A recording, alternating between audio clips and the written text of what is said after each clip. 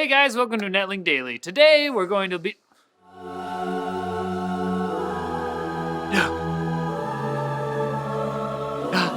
You!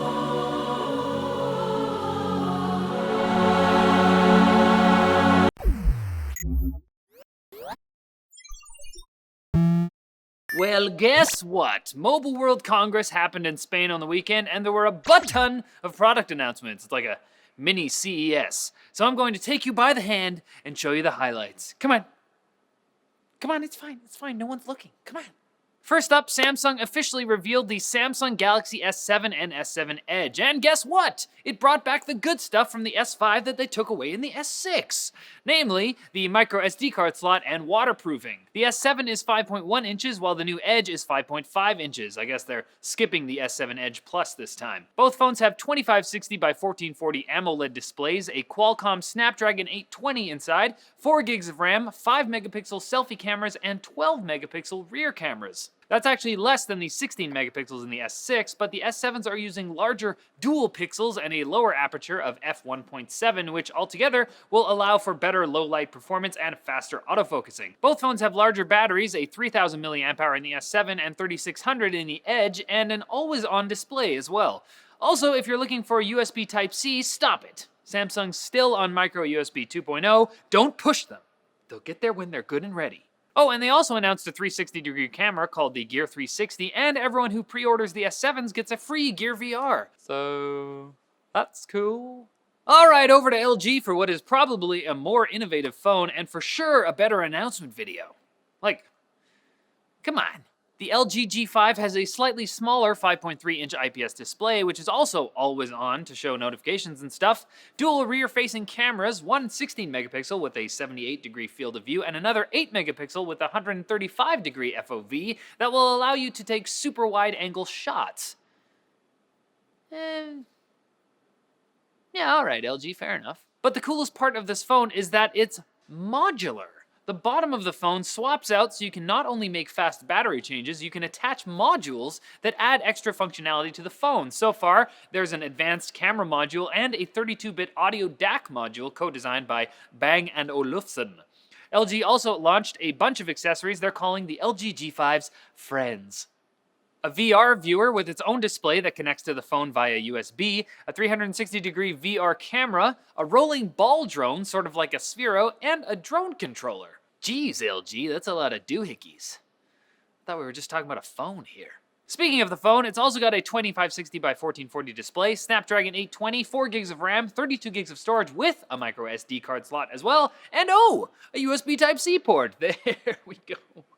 Very forward-thinking, very progressive. All right, enough phones. Time for a device that's also made by a phone maker, but is not a phone. HTC also officially unveiled the consumer version of the Vive VR headset. It looks pretty much exactly like the Vive pre-developer kit. In fact, they didn't even need to make a new product video for it. They literally just reposted the same video without the pre in the title. Nice. Although apparently the consumer version has better ergonomics and an included microphone, which will allow you to answer calls and do other stuff with your smartphone when you pair it with the headset. Phone calls in VR. It is the future! Anyways, the whole kit with a headset, 2 controllers, 2 lighthouse tracking stations, Vive earbuds, and 2 free games, Job Simulator and Fantastic Contraption, is all priced at $799 US, with pre-orders going live on February 29th. That's more than the Oculus Rift's $599, but you are getting the controllers, tracking stations, and a couple free games, so... I mean, most of us aren't buying these until they get more mainstream, so what do we care what they cost? Anthony! What? Yeah? It's time! Oh, yeah, quick bits. Thank you! He needs to get a job. In other HTC news, the company launched 3 lower-end Desire phones, the 530, 640, and 825, all with trippy space dots on them, because that's what the kids are into now, right, Jack? The kids into that?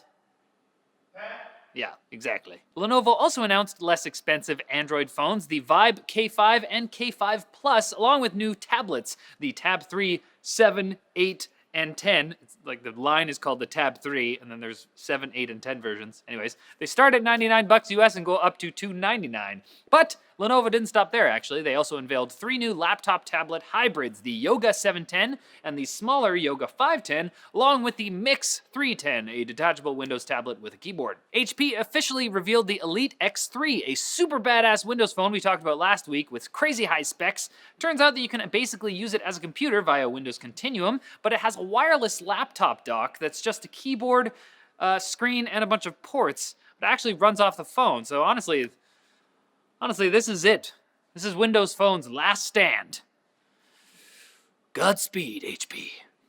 Hey, Huawei was at MWC 2 with the MateBook, a 12-inch Windows 10 tablet with included keyboard and stylus that's gunning for the Surface Pro 4 and iPad Pro. And here's something that's not MWC news. If you downloaded Linux Mint over the weekend, maybe do a fresh install because you may have downloaded a malware-infected version. PSA from Netlinked. News sources for all of today's stories can be found in the forum post linked in the description. Okay, I actually don't know this reference, and I searched online, and this was the only thing I could find, so. Like, if you cry every Tim. Quick bits. I thought I already did quick bits. I should have done that before. Ah, dang it. So on the show, we've talked about Ravian heated jackets, Scotty vest clothing that lets you take everything with you with like literally a million pockets. And today we've got another jacket to talk about. The cool people at Northaware wanted to make a jacket that is always ready for changing conditions, even if you're not. Enter the Smart Parka on Kickstarter. It's basically chock full of cool features that make it super adaptable and modular. It comes with super thin yet well-insulated gloves that tuck neatly inside zippered pockets on the arms, a scarf built into the collar that will protect you from harsh wind in a jiffy, a removable inner layer so you can decide how warm you want to be, a water-resistant outer layer, and interior pockets for your glasses, smartphone, tablet, and even a hidden hat pocket in the hood so you can bust out your toque or beanie, or whatever you want to call it, your winter hat. Some of the models even have an extra extension to turn it from a waist-length coat to more of a trench type thing. So, want to get more info on this and or order it? You'll want to click this link or the one in the description to go to their Kickstarter page. They've already far surpassed their goal, but they still have 32 days to go, so check them out. Central Pack. All right, that's it for Netlink Daily, guys. Thanks for watching. Click here to watch more videos. Follow us on social media over here. And don't forget to like and subscribe for more videos like this from NCIX. Now, if I can get out of here without encountering him again, I might just... No! Let me now!